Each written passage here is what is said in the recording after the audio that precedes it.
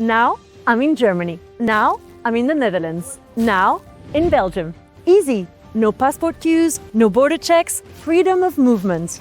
Thanks to Europe's Schengen area. So where did it all begin? On the 14th of June 1985, ministers from 5 European countries gathered on a boat in Schengen, where Luxembourg, Germany and France meet. They signed the Schengen Agreement, paving the way for a landmark change 10 years later, when it entered into force in 1995.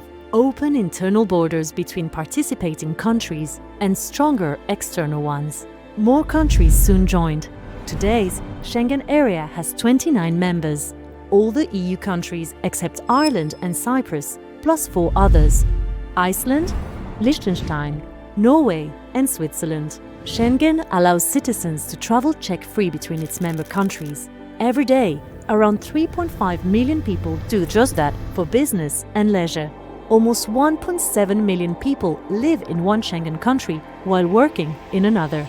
A shared visa system means visitors to the Schengen area who have a valid Schengen visa can enter one member country, then move among the rest without further border controls. The system is based on cooperation between national authorities who can bring in temporary checks when needed to keep us safe. Schengen helps us live, love, work and explore across borders.